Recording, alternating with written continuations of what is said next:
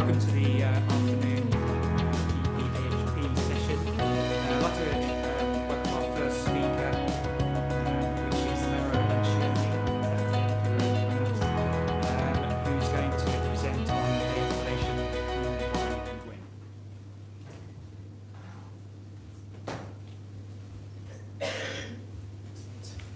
Thank you very much, Ian.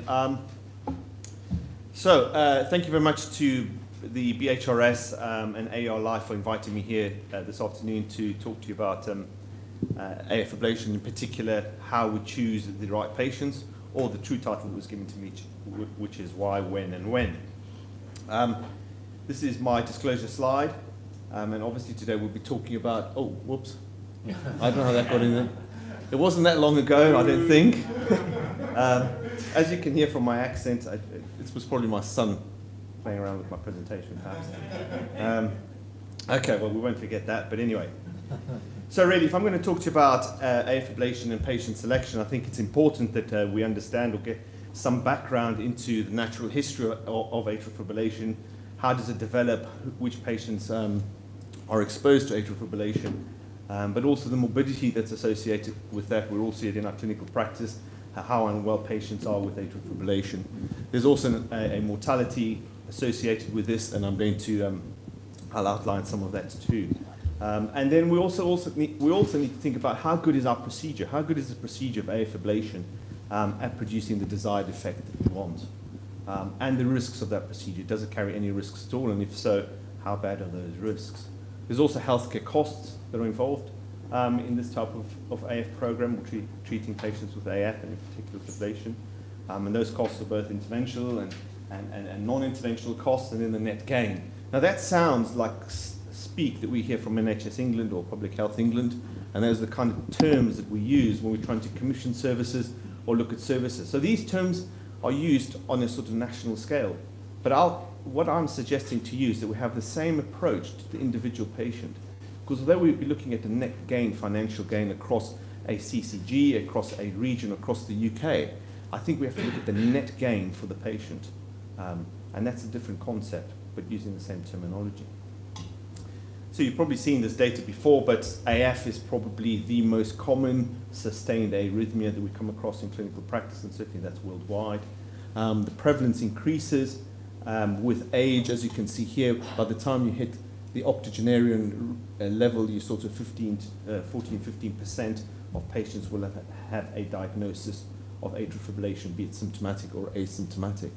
And certainly within the next 10 to 15 years, we've seen this massive increase in atrial fibrillation detection. Probably in the next 10 to 15 years, we'll probably see a doubling of that, both because of the middle-aged population, which is getting older, but also because of the increased awareness of atrial fibrillation and detection, be it with remote devices as well as wearables. So we're going to have more and more patients with atrial fibrillation. So let's briefly look at the morbidity associated with AF. We know it has broad symptom baseline. The most common and the most devastating of all the symptoms or associations is that of stroke. We know that between 20 and 30% of patients presenting with a stroke have atrial fibrillation, and those that have atrial fibrillation have a stroke of a 50% mortality compared to something like a 20% mortality in non-AF related strokes. Heart failure is common, both as a cause or contributing to atrial fibrillation, but also incidental finding in patients with atrial fibrillation that may not be displaying any heart failure symptoms will have an element of LV dysfunction or an abnormal echocardiogram. Hospitalizations are higher. 40% of patients with atrial fibrillation will be admitted, perhaps not always not related to atrial fibrillation itself, but will certainly be admitted with atrial fibrillation as a comorbidity for their acute illness. There's cognitive decline in patients with atrial fibrillation. That cognitive decline is independent of age or increasing age, and also independent of being an oral anticoagulation. So we cannot just say that it is just because of microstrokes or small strokes. There is some other association with AF and cognitive dysfunction. And then most importantly, I think, for our patients is the reduction in quality of life that they have. And whichever domain in quality of life you'd like to measure, whether it be cognitive dysfunction or physical mobility or social functioning, all of those have been shown to have a negative, AF has a negative effect on those. So it's definitely a disease of morbidity. It's a disease of mortality too. The data I'm showing you here is clearly, this is Framingham data, so this goes back to the early 90s. These are patients between 50 and 75, and these are over 75s, and you can see male and females, slightly high increase in males in both subsets, but a certain increase in all-cause mortality in patients with atrial fibrillation. And across the pond, not just Framingham data, this is Swedish data, this is 14-year data published in 2013, you see a similar trend. You see a similar trend of increasing mortality in patients with atrial fibrillation, and that is an independent variable.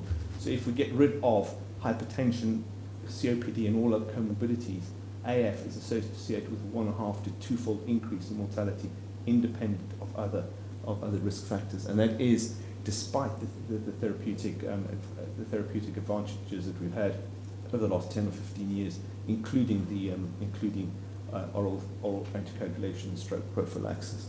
So this is all independent. AF is associated with mortality. So I've shown you that AF produces symptoms, AF causes strokes, and AF causes increased symptoms. But does maintenance of sinus rhythm improve survival? That's the question, really. You'd think so. How can we maintain sinus rhythm? Well, it's pretty straightforward. We can either use antiarrhythmic drugs, or a combination of antiarrhythmic drugs and cardioversion, or perhaps even a combination of all three, including catheter ablation, which is what we're talking about today. Let's examine this a bit closer. Landmark trials published in 2002, both in the same year, both sequentially in the same NEJM journal, one from across the Atlantic, one European. And what you can see here is that whether patients were randomized to receive rate control or rhythm control, and rhythm control included antiarrhythmics and DC cardioversion, the outcome or mortality was the same, no significant p-value difference. In the other study, different cohort of patients, slightly different patient selection, slightly different treatment approach, but very comparable otherwise. A similar thing. This is obviously the reciprocal or sort of event-free survival. You can see that in rate control versus rhythm control, no difference. This was landmark trial. And in fact, if you look a bit closer, there's perhaps a suggestion that rhythm control produces more harm in both arms of this. This is an old trial, but we still refer back to it. It's probably the best trials. These are two best trials we have to say that sinus rhythm does not confer a mortality benefit in patients with AF. So that's puzzling, isn't it? Because we say that patients with AF have a 2-fold increase in mortality, yet when we restore sinus rhythm, we don't see that improvement in mortality. So that's one of the conundrums of atrial fibrillation, and has a bearing in why we choose and which patients we choose for AF ablation. Let's look at stroke in AF. Years gone by, we thought it was that little fibrillating atrium that was not contracting properly, slowing the flow through the atrium, pooling of blood in the atrium, and therefore stroke. It's not like that anymore. The field has changed completely. The mechanisms are complex, both relating to things that are happening in the blood pool themselves. So there is a contribution of slow blood flow and a fibrillating chamber. But there's also lots going on the endothelium, with increased stickiness of the endothelium. There's changes in the basement membrane. And these are all driven by other cardiovascular risk factors. So now it's not anymore just AF that causes a stroke. There's a strong interplay between AF and other cardiovascular risk factors, the vessel where the blood is flowing in the atrial wall itself. And we can see that depending whether you use CHA2DS2-VASc score or other scores of risk of thromboembolism, there's an incremental risk. The more risk factors we have, the higher the chance of stroke. So it's not just about the fibrillating atrium. And we know that because we let the atrium fibrillate, we give people oral anticoagulation, and we have a significant reduction in risk of stroke. We don't reduce it completely, perhaps by 67% or so, but we do not reduce it completely. And the data comes from the old 90s trials with warfarin versus aspirin or versus no treatment at all, with a strong drive towards using warfarin for better outcomes. And even in the more recent trials, totaling in above 60,000 patients with the new novel anticoagulants, Again, no inferiority to warfarin. So patients with AF have a reduced stroke if we give them oral anticoagulant. So now, if we give them oral anticoagulants, we reduce their risk of stroke.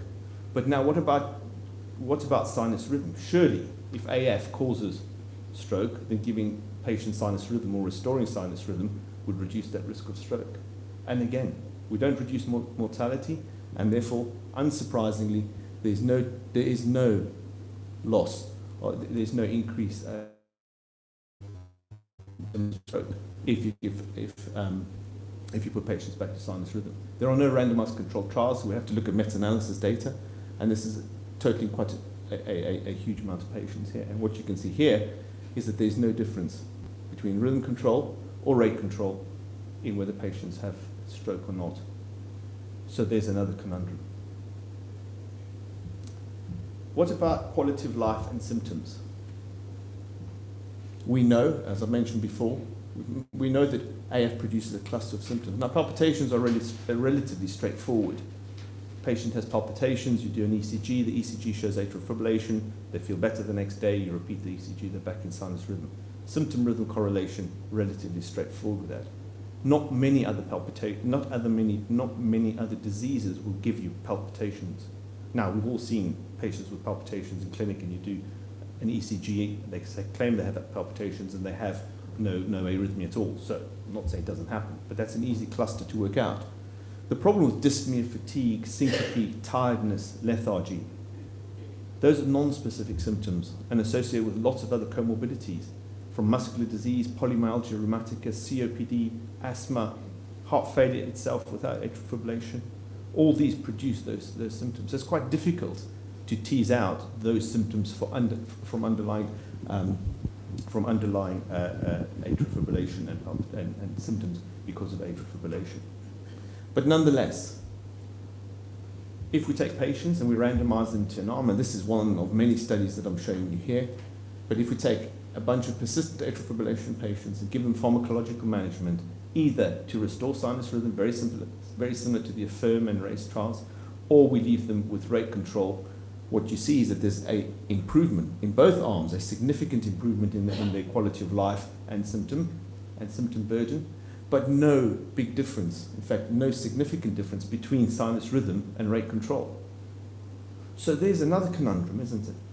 Patients with AF have more symptoms, you either rate control them or you put them back to sinus rhythm using pharmacological agents, and yet their outcomes are the same. So this is the sort of summary slide to these unanswered questions. AF, produced sinus rhythm, no effect on mortality, no effect on stroke, no effect on quality of life. Yes, improvement, but no different to those that remain in atrial fibrillation with rate control. Let's look at catheter ablation more carefully now. So we've set the scene for what we can expect to get from patients in sinus rhythm when we convert them from AF or reduce their AF burden. Let's look at catheter ablation. Well, catheter ablation is a relatively simple concept, but a lot more difficult to carry out. Our targets are essentially identifying abnormal myocytes within the atrium and destroying them using radiofrequency energy in this case, cryo energy, there's laser energy and there's ultrasound, but cryo and radiofrequency energy is the same. So when we do catheter ablation for AF, we as ablation doctors get really excited and make a fuss about whether someone is paroxysmal or persistent or long-standing persistent. Now, I don't want to dwell on definitions because the definitions are what they are. They are definitions and they are man-made as such. The disease does not necessarily follow that. Suffice it to say that for me, the important feature in someone that's having an ablation is to decide whether they have spontaneous sinus rhythm, if they go back to sinus rhythm themselves, or whether they need some adjunct, either a cardioversion or an antiarrhythmic to produce sinus rhythm. Those, it doesn't matter if it's more than 7 days or less than 3 days or has had a previous cardioversion or not. Very rare, I see patients with persistent type AF that has a cardioversion and then perhaps for the next 6 months they have paroxysmal symptoms. The patients don't fit into these boxes clearly. For me, it's important to know whether they have paroxysmal AF, self-remitting AF, or whether they need something. And that's important because the outcomes from the surgery, from the operation, are very different. And why is that? Because when we look at patients with paroxysmal disease, They tend to be younger with fewer risk factors and fewer comorbidities.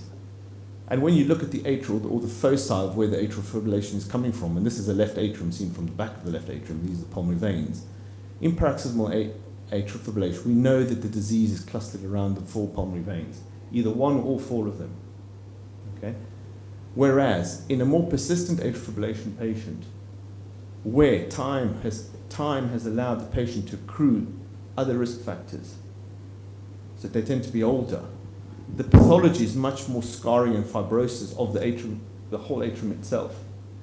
So the mechanisms, and it doesn't matter, the mechanisms are very complex, and us as electrophysiologists and scientists in the field do not understand these mechanisms fully. But what we know is that in paroxysmal atrial fibrillation, there are simple foci and firing of atriomyocytes within and around the pulmonary veins. But in the diseased and scarred left atrium, the pathology is much more widespread. So much so that the target then, be it radiofrequency, be it cryoablation, be it laser, whatever energy you're using to destroy the tissue of the abnormal myocytes, in paroxysmal atrial fibrillation is a relatively simple ablation. It is getting rid of these areas here around the 4 pulmonary veins. Whereas in a more persistent atrial fibrillation group, that is probably not enough. Now the game is changing, has been changing over the last year or two. Some of us would advocate doing much more linear ablation. Others would say more focal targeted fractionation ablation, we call it, using right-sided ablation in the right atrium, targeting the choric sinus. It's a huge ablation. Now, we're still not sure what is the right thing to do. Is just doing this in a persistent patient good enough, or should we be doing more? And that's the current argument we're having as ablationists and specialists in this field, and that argument is ongoing of what should we do more for this group of patients. So we know that our persistent outcomes are not as good, and I'll show you this now. Probably the largest cohort, which is a bit old now, it's data from 2010, is the updated worldwide survey, where it was a registry type of study. They had 16,000 patients, followed them for some years over many centers, and reported the results. Now, the important thing to point out here is this: 10 plus minus 8 months, so less than 2 years of follow-up for most of the patients, and perhaps even less than a year for some of the others. So the results based on those are very good, if I may say so myself. Because in paroxysmal patients, the overall success rate using, some of them still on antiarrhythmics, but nonetheless successful, was around about 85%, and something like 75% for persistent atrial fibrillation, with a long-lasting, so these are patients being persistent AF for more than 1 or 2 years, down to 70%. So those figures were very encouraging then, but I'll come back to that. It is short follow-up. But those are the sort of figures that were quoted at the time. We also know, and this is one of many studies, this is the A4 study, we also know that producing sinus rhythm in patients with ablation improves quality of life, both in terms of exercise capacity, mobility, and physical well-being and mental well-being.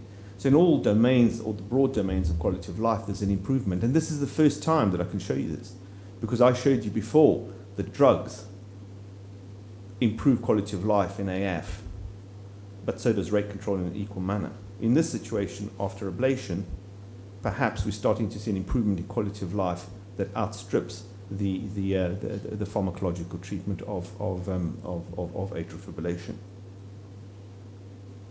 We also know from meta-analyses that if you use many studies, and not just the A4 study, many other studies, you can see that in fact the outcome trying to maintain sinus rhythm is better with atrial fibrillation ablation rather than antiarrhythmics.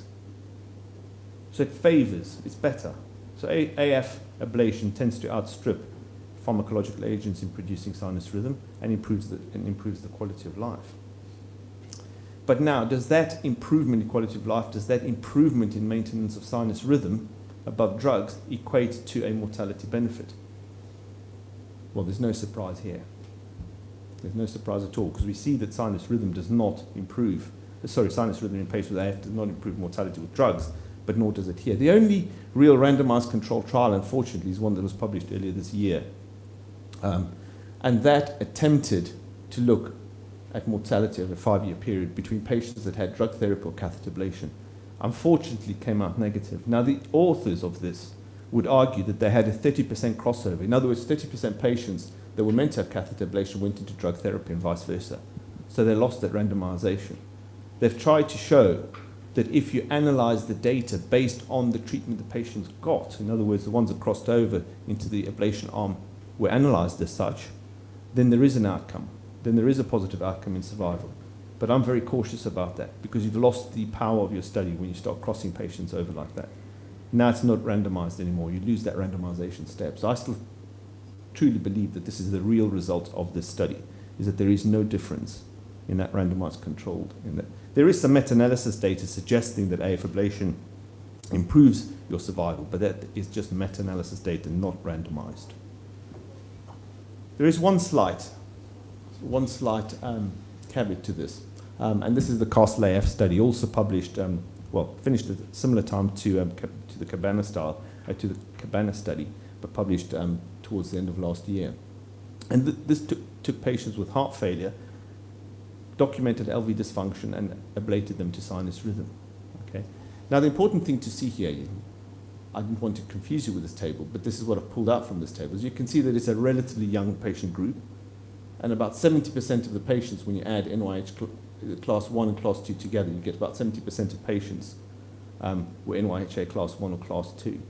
So these are young patients with heart failure. These are patients with not that much. They're not your class 3, sort of breathless in bed, or class 4, class 3 patients. Some of them are there, but the majority of the group is. So this is sort of fitter, healthier heart failure. And in that study, which was a randomized trial, did show an improvement in survival with ablation versus medical therapy, and also showed a reduction in hospital admissions with worsening heart failure. So this is the first sort of light at the end of the tunnel we see for ablation. It is a single trial, so we have to be cautious of that. But perhaps in patients with early heart failure or relatively controlled heart failure, restoring sinus rhythm does improve their survival. And this is the only real data that I've seen that shows an improvement in survival with AF ablation. So when we look at AF ablation versus antiarrhythmics, we can see, this is kind of summarizing what I've been saying for the last few minutes, is that antiarrhythmics or rate control or both, there's both a quality improvement there's both an improvement in quality of life in both of these. There's no stroke reduction and there's no mortality. In AF ablation, we certainly have a better improvement in quality of life versus medical therapy. There's no randomized controlled data to suggest that AF ablation reduces the risk of stroke, and I suspect we will not see any even if we do. Okay, so I don't think it's going to have an effect, but we have to wait for that data. And again, mortality, we really don't have randomized controlled data. Well, the one we do, I think is a weak study, unfortunately. It was a big study, but unfortunately it's a weak study. But I think the meta-analyses suggest no effect. And this is going back to what I said to you before. When you looked at that worldwide survey on AF ablation, they looked at about between 6 to 12 months, perhaps 18 months, so they were here on that part of the curve. Okay, so there was from 100% down to somewhere at 80% success rate. But now when you follow up patients much longer than that, what you start seeing now is that there's a divergence that there's a decline in arrhythmia-free survival over time. So it's a slow decline. So now we're not so sure that AF ablation has this long-term effect that would be desired. It has certainly a short-term effect, but it's not a long-term effect. So we need to be slightly careful of that. So really, what are the arguments for sinus rhythm? Well, neither medication nor ablation seems to improve survival. Neither medication nor ablation seems to reduce stroke. Okay? Ablation is better at maintaining sinus rhythm, and probably ablation is better at improving quality of life and symptoms. And that's probably because drugs have a negative effect. There's certainly, obviously, I've focused a little bit on amiodarone here, and a bit of dronedarone. But essentially, they cause side effects, toxicity, organ toxicity, end organ toxicity, as well as arrhythmia. And that's one of the arguments of the whole rate rhythm control trial, where there's no difference in outcome, is because perhaps the antiarrhythmic effect had some negative survival bias on those patients. So, with this information, with this data, let's answer these questions. And I think it becomes relatively simple to answer the questions of why, when, and who. I'll start with why. Well, the reason we can, based on the data that I've shown you, the reason why we are doing AF ablation is purely symptomatic benefit and quality of life. Perhaps in heart failure patients, we can argue based on the Castle AF trial that we will improve survival, but it's purely on symptomatic grounds. It's definitely not for patients that want to come off their oral anticoagulant. It's definitely not for patients that think they don't like AF, don't want to be in AF because they think it confers a negative survival benefit being in AF. So those are not good reasons to go for an ablation. Who should we ablate? Well, then it's clear. It's symptomatic patients, and that's the highlight. It has to be symptomatic patients, okay? Or patients with effective antiarrhythmic therapy that have side effects, or perhaps perceived side effects. So younger patients on amiodarone, for example, exposed to a more toxic drug for many years, it may be better to consider AF ablation in those. But you've got to weigh the risk of the ablation itself versus the risk of ongoing antiarrhythmic therapy. And certainly the bugbear for everybody is the persistent AF patient, because their outcomes are worse than paroxysmal AF ablation, because their procedure is longer, more difficult, and probably likely to have a higher chance of side effect. We have to be absolutely certain that the symptoms they present with are because of AF.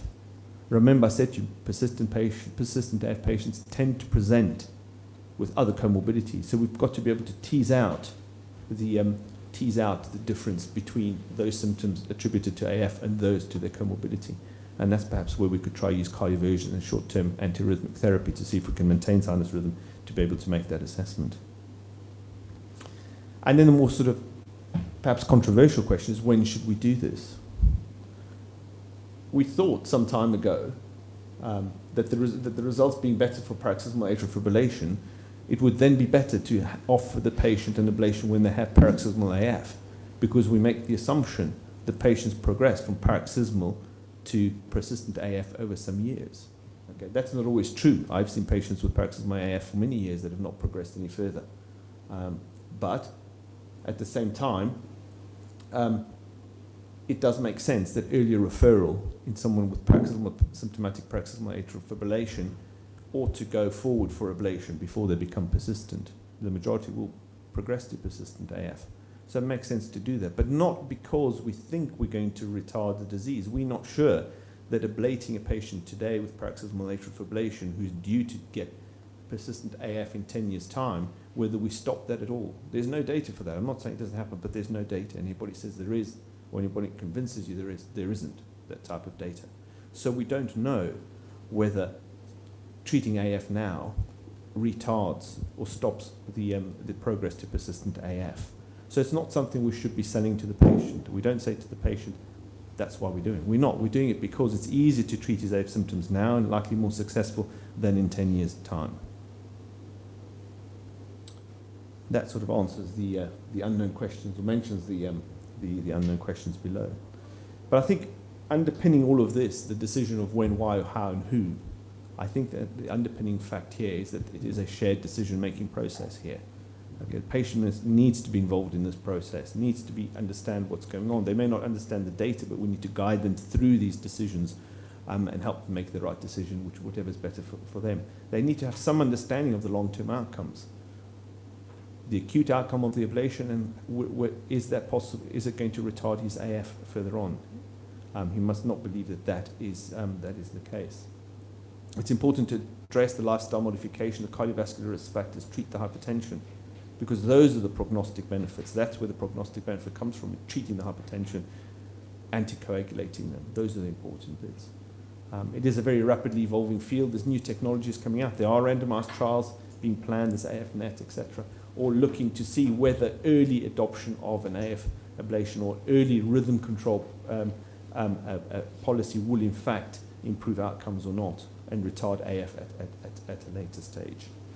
So thank you very much for listening to me. I'll take any questions.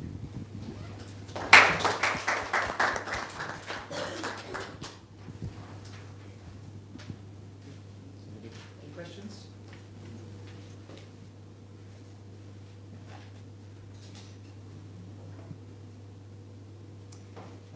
I've got one question, which is in the device population, patients with defibrillators and CRT devices, we see an interplay between heart failure and atrial fibrillation. So when patients develop, they may develop heart failure and then atrial fibrillation, or the other way around. But there's a vicious circle.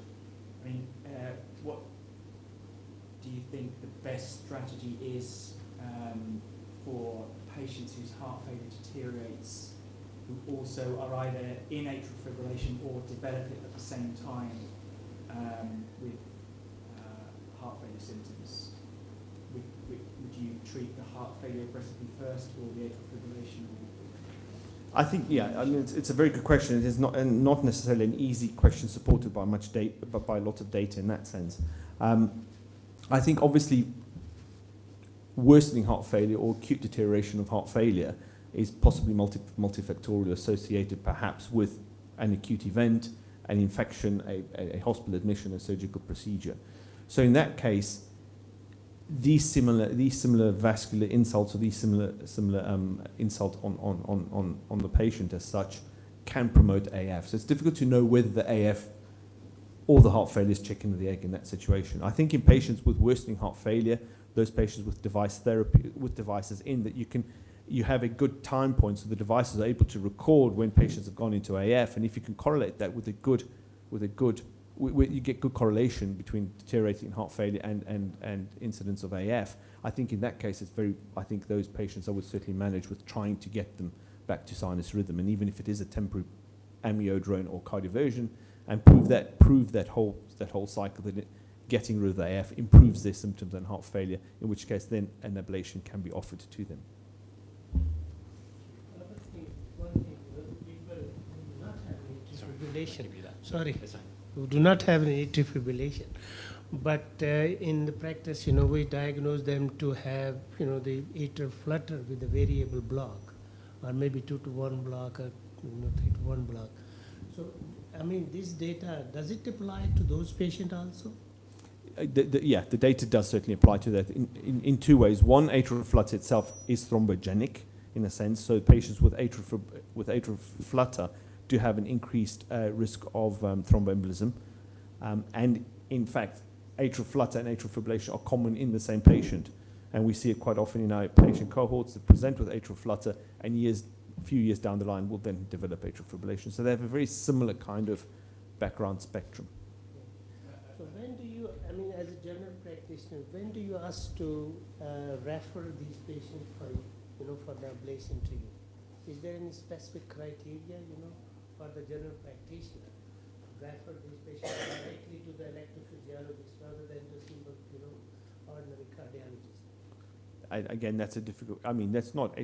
I can see what you're asking me there. I think in for the general practitioner, anybody that has failed relatively straightforward treatment for atrial fibrillation and it remains symptomatic, I think that's the ideal person to refer through to the electrophysiologist. It could be to the general cardiologist, which would then feed into the electrophysiologist. But I think that discussion and that ideology of the kind of pathway that the patient's going to follow for rhythm or rate control is better discussed with the understanding of how ablation works and its outcomes.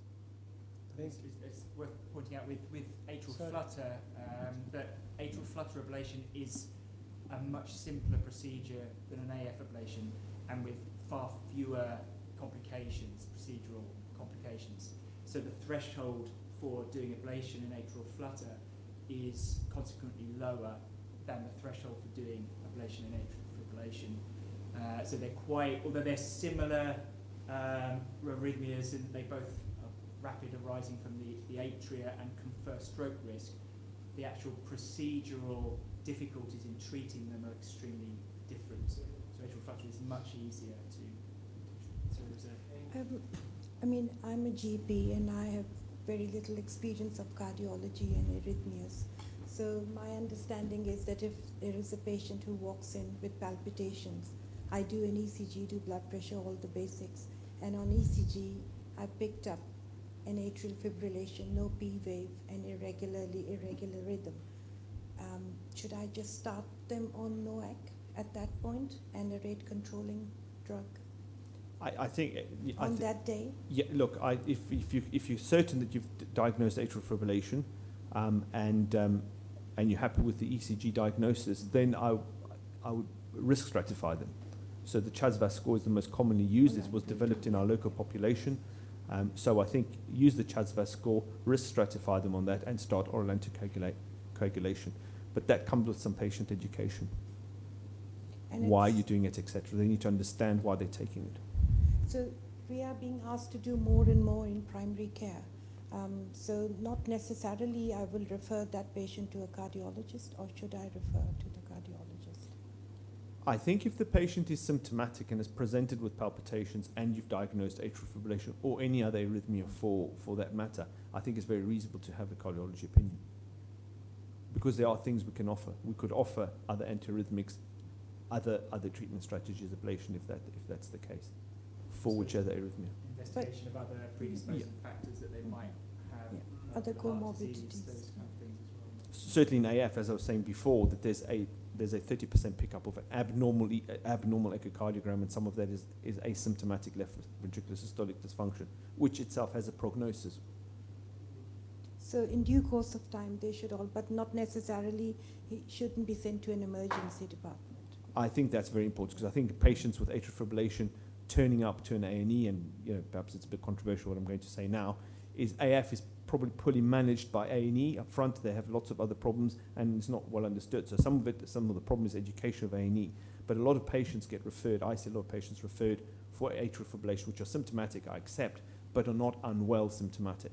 So I think oral anticoagulation, rate control therapy with perhaps digoxin at the time, if you want to use something more gentle, is very reasonable to then be seen by a cardiologist. You're taking everybody off digoxin, thinking that it should be a beta blocker. Again, that's a talk for another day. That's a big talk, whether we should be using digoxin or beta blockers. Yeah, Thank you. no problem. Any further questions? My only final question is, do you think England have blown themselves out in the semi-final?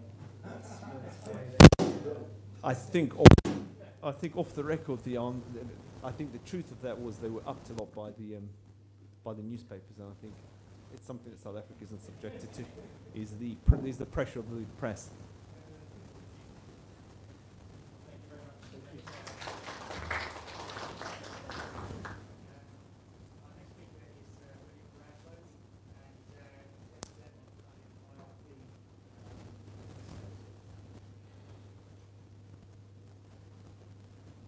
Great. So thank you very much for the invitation to talk. The task that was given to me was to provide a group of people who are focused today on arrhythmia, be it atrial fibrillation or ventricular arrhythmias, the perspective of a cardiomyopathy specialist, since a number of patients with cardiomyopathy will suffer these complications. These are my disclosures. It's a bit late in the day, but I thought I'd welcome newcomers to Birmingham. We've got a certain reputation in the media, but actually we're a friendly bunch. And you see, this is the sort of mini heart failure. Sam White, myself, and Marrow, and that was following a London-Paris bike race this year. So, say it again. Okay, so do people recognise some of these individuals? Okay, can anybody name them? Good. Very good. And the last one's more difficult. I'll be stunned if anybody gets the last one. So I'll go through them. And what links them? This is the second part of the question. Does he just cardiomyopathy? Very good. Okay, so let's just go through it. David Frost, George Michael. This is David Frost's interview of George Michael. And then Andrew Morrow. So Andrew Morrow, at the tender age of, I think it is mid-30s, led the cardiosurgical department in Bethesda at NIH. And he devised and developed surgery for patients with obstructive hypertrophic cardiomyopathy. And what links them is that they all suffer from cardiomyopathy. So David Frost had hypertrophic cardiomyopathy, and the story here was that his condition was found at post-mortem when he died on a cruise ship in Portugal of an unrelated condition.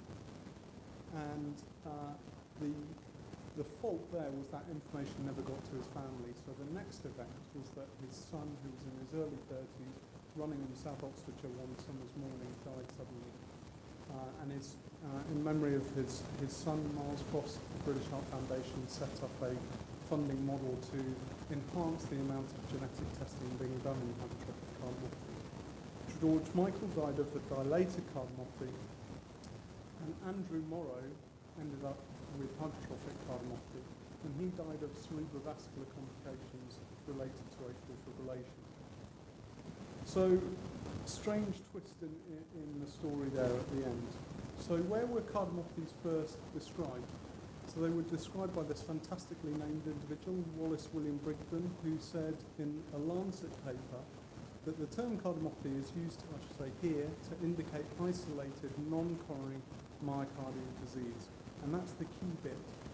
Isolated non-coronary myocardial disease. So disease of the heart muscle not attributable to coronary disease and isolated. Well, we now know that that's applicable because very often cardiomyopathy is one part of a multi-organ disease. But the non-coronary bit remains true today. So let's just, in this talk I'm going to predominantly focus on hypertrophic cardiomyopathy.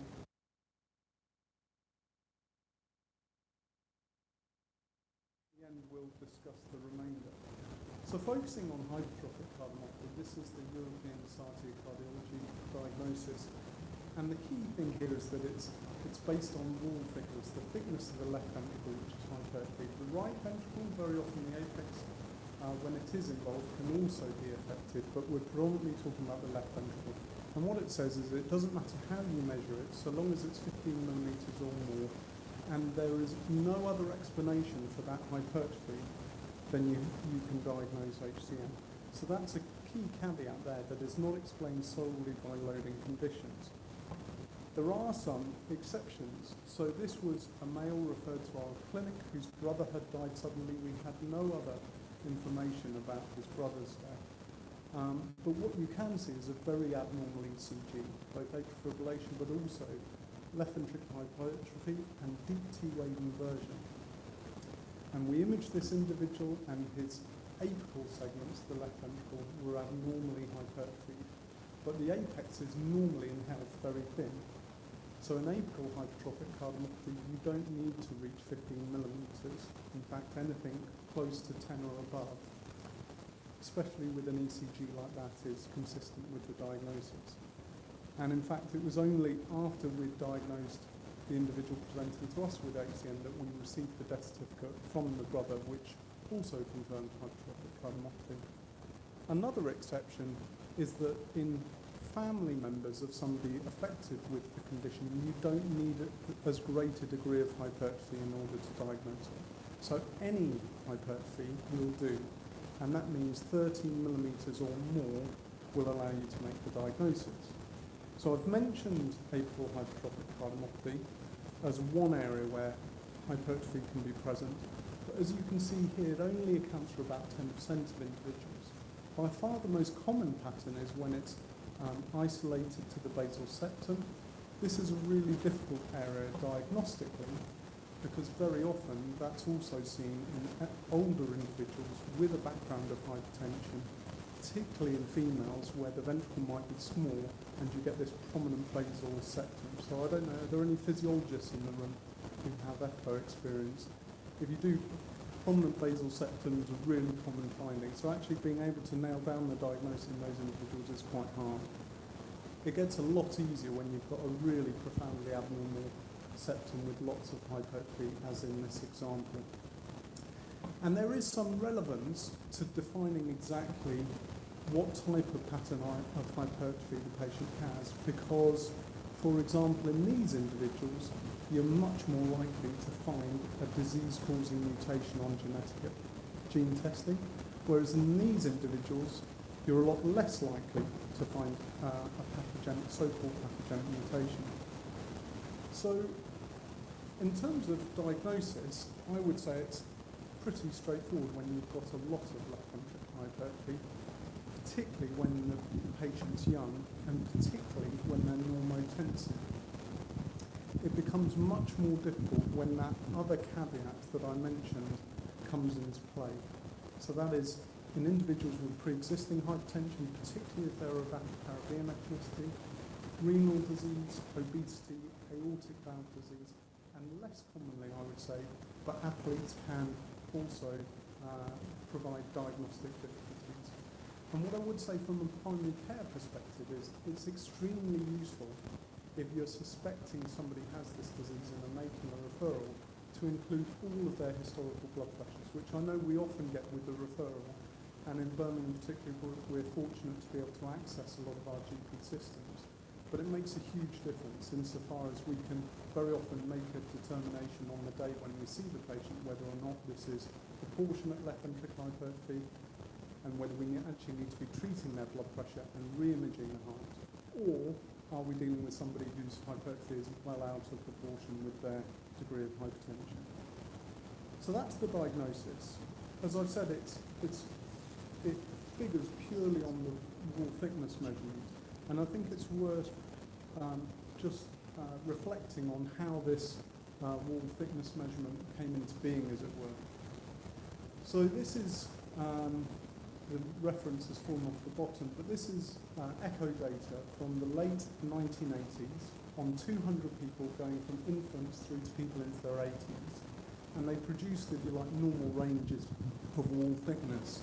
And then Barry Maron, who led this echo study, took 15 millimetres here as a wall thickness that was so beyond the normal value that you could be confident that that person had hypertrophic cardiomyopathy. So for people who read a lot of the hypertrophic cardiomyopathy literature, you'll see this figure of 1 in 500 people who are affected commonly used. That arises from this study, which Barry Maron conducted, where he screened over 4,000 individuals, most of whom were young, with echo, and found 7 individuals who met the criteria. But again, that's over 20-year-old data now, using quite old echo technology. So what happens to prevalence of disease if you apply more modern technology? We had this study from the MESA group using cardiac MRI in an older group, admittedly, but a larger group. And they used similar criteria, and if anything, they were slightly stricter about how they diagnosed it, but found a far higher percentage of patients who, and these were normal individuals, I should say, not patients, who met criteria for hypertrophic cardiomyopathy. The reason for showing this is there's a lot of patients out, or a lot of individuals out there with this disease.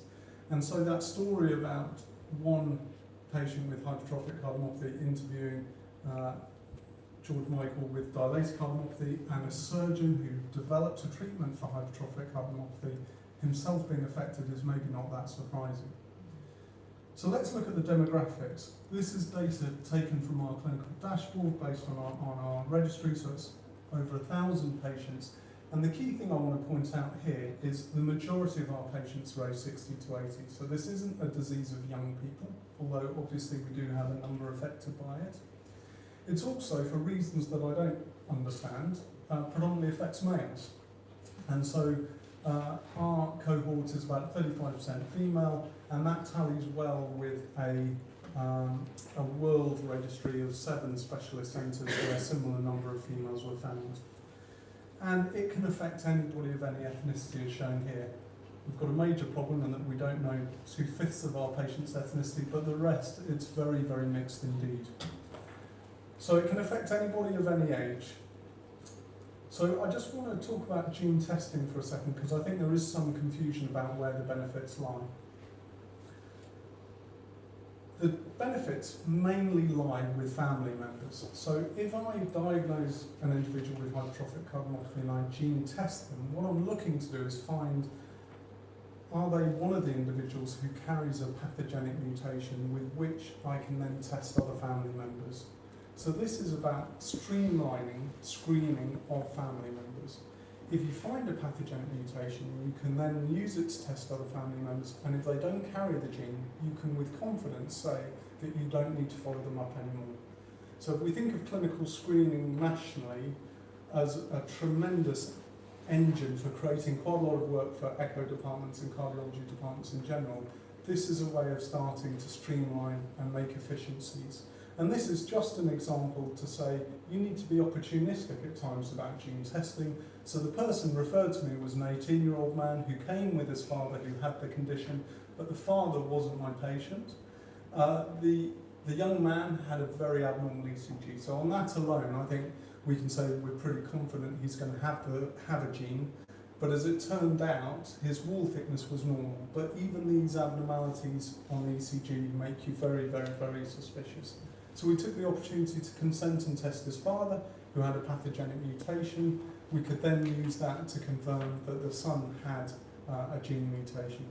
And the other benefit that's worth mentioning is for people who are considering having families, you can use that gene then for a form of pre-implantation genetic testing to make sure that the next generation do not inherit the gene. So it's a really positive thing. Now at the moment, NHS England is going through a process of reorganising the genetic labs, and there are criteria that are being extensively discussed at the moment as to who should and shouldn't be gene tested. But there is now a move to move genetic testing away from specialist genetic clinics into mainstream cardiology, so that we'll find as the cardiologists in the room that we're doing more and more of this. So I'm not sure, this projects reasonably well. This is just to give you an idea of how often we'll find a gene. Most patients are negative, so that's not to say that it's not inherited. It's not to say other family members are not at risk. It just means that in this particular individual we can't find the responsible gene. But in about 20% of people we'll find a pathogenic mutation. And that's really important. And then in a smaller number you have these things called variants of uncertain significance, which are helpful, unfortunately, to nobody. They just mean that there's a change in the gene, but it can't be used for testing. It can't tell you anymore. I think there's, certainly from a patient perspective, there seems to be a lot of confusion about genetics testing and insurance. So this is worth just underlining that the government and the British Society for Insurers put together this moratorium around gene testing, which means that if you as a relative are found to have the gene, but you don't show any evidence of the condition, you don't need to disclose that genetic result to insurers. The only exception is Huntington's disease for obvious reasons. What has become obvious is that that doesn't apply to clinical screening. So where there isn't a gene in the family, first-degree family members should be referred for clinical screening, which involves an ECG and an echo. Now, in the past, I used to tell those relatives to go and get their financial bit sorted out, go and get insurance, and then be tested. In fact, I've since been told that insurers will demand that you get tested as a family member before you can sign up with that particular insurance group. So there is little way, if you've got a relative with the condition, of avoiding being tested if you want to take out insurance. And even if your test is negative, your premiums will be higher by virtue of having an affected family member. A key bit about clinical screening is it very often focuses on children, and in fact, as we see a lot from the Children's Hospital, it focuses on grandchildren, which is not necessary. It should only focus on the first three family members. But what it fails to do is go up. So this is an example of an 89-year-old woman who was presented with breathlessness, found to be in heart failure. Her daughter had died suddenly, and her son at a similar time was found to have hypertrophic cardiomyopathy when he got tested because of this sudden death. There was no gene in the family, but here we see in the absence of hypertension a very abnormal ECG, and she went on to be diagnosed with HOCM. So just bear in mind the parents of affected people because they need checking too. So unlike something like BRCA and breast cancer, at the moment we're not changing treatment based on the result of a gene test. But there is a signal that came out of this share registry that I mentioned earlier to say that your genetic results may be relevant to your outcomes. So these are survival curves that basically say if you're gene negative, your prognosis is better than if you have this variant that I mentioned before, and better still than people who carry a disease-causing mutation. So that offers hope in terms of precision medicine that we might be able to focus in on individuals who are gene positive to alter outcomes. And probably the most feared of those outcomes is sudden death. So this is taken from the Sun, the picture on the left, of a patient in QE in Birmingham who had renal disease. He was told to lose weight and get fit by his renal doctors, and then he died on the treadmill in a gym at King's Heath and couldn't be resuscitated. And on the right is a pathology slide taken from Donald Tier's first description of this disease. So he was a pathologist in London, and you can see the myocardial disarray that's thought to be responsible for ventricular arrhythmias. This is an individual who wasn't known to have hypertrophic cardiomyopathy. So the question naturally arises, well, there are two questions. One is, what is the proportion of people who die suddenly from the disease? Is it people known to have it or people unknown to have it? And then, how many people who die from the disease actually die because of exercise, and how many die in other circumstances? And the answer to this has been provided by this work from this year coming out of Ontario, where they looked at a region-wide set of coroner reports, and identified 87 people who were diagnosed to have a coroner report citing hypertrophy and or cardiomyopathy. They went through an adjudication process, and at the end of it, there were 16 people known to have hypertrophic cardiomyopathy, but the majority were not known to have hypertrophic cardiomyopathy. So there's a big problem for us. The majority of people who die suddenly with this disease will not be known to have it. But the other important message that came from this work was that the majority happened at rest or with light exercise, not during strenuous exercise. So I think an emerging message that's coming out from the community is we've been doing a disservice to the cohort of patients diagnosed with this condition for a long time. If I see patients, and Meryl will echo this, they'll have been told by a doctor 20 years ago they should essentially do nothing. So we've got this super sedentary population who, on top of their hypertrophic cardiomyopathy, are developing coronary disease, hypertension, diabetes, and everything else. So I think the message is changing. There's a very interesting study in the US looking at extreme exercise in these individuals to see what difference it makes. In patients who are known to have the disease, how do we prevent it? Well, we've got the benefit now of primary prevention defibrillators, and working out who to give those to is challenging, but an essential part of the management of these conditions. So we use this European risk stratification model, which is a calculator freely available online. You can look at it now and work up your patients. These are just the echo parameters that are relevant. You need to measure wall thickness, which is itself fraught with difficulty, measure left atrial size, and then ignore mitral regurgitation signals and focus in to the velocity of LVOT gradients. And the left ventricle is very often diseased in hypertrophic cardiomyopathy. This is a reanimated heart, which has had a probe put inside it. Here's the aortic valve and the mitral valve. And conditions in hypertrophic cardiomyopathy contribute to blood flow trying to leave the aortic valve being obstructed from doing so. Another feared complication is atrial fibrillation. This will occur in about a fifth of patients.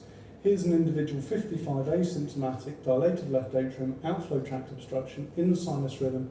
8 months later is an AF without knowing it. So all of these individuals should go on to anticoagulation. Here's an 85-year-old woman in AF who presented with a cold right leg, and that's because she's lost her popliteal artery due to an embolism. So important to get these patients onto anticoagulation. If this behaves, the next population we're concerned about, particularly as more defibrillators go in appropriately, is development of heart failure.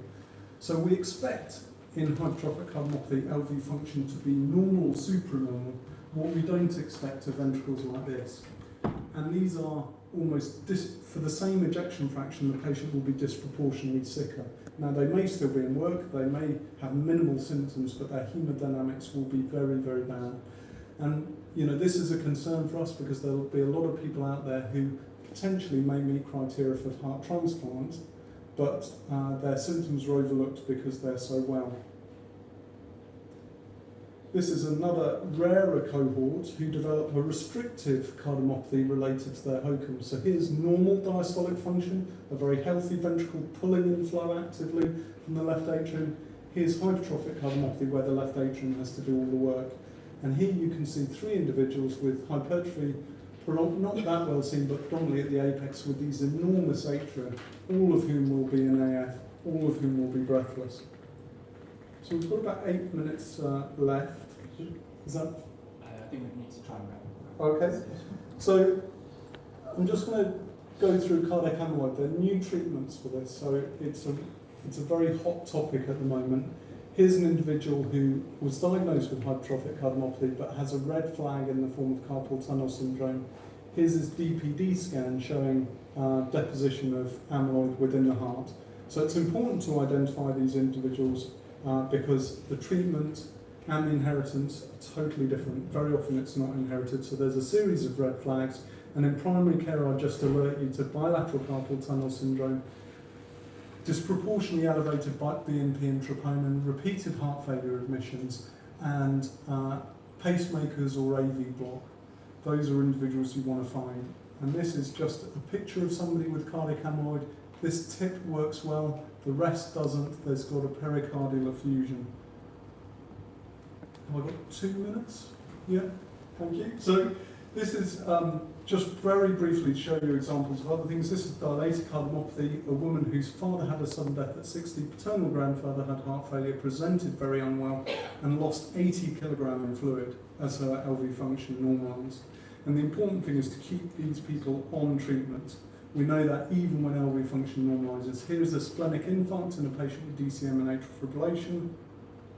The other thing to just touch on is family history, family history, family history. This is a family with Lamin, where mother had heart transplant following a pacemaker, son and daughter both affected by Lamin-related dilated cardiomyopathy, both had defibrillators. So by getting a clear family history from the beginning, we're already starting to hone in on the phenotype and the underlying cause.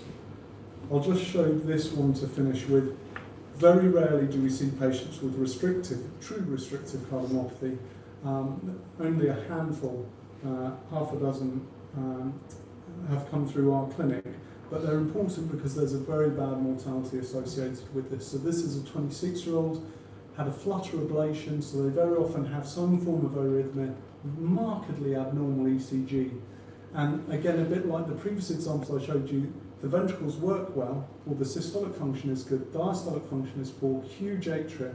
And here you can see over the course of 3 years development of pleural effusions, of pericardial effusion. They very often suffer from recurrent abdominal ascites requiring drainage. And the problem there is that if you don't put them in front of an advanced heart failure specialist or transplant specialist quickly enough, they will develop such adverse hemodynamics they won't be transplantable.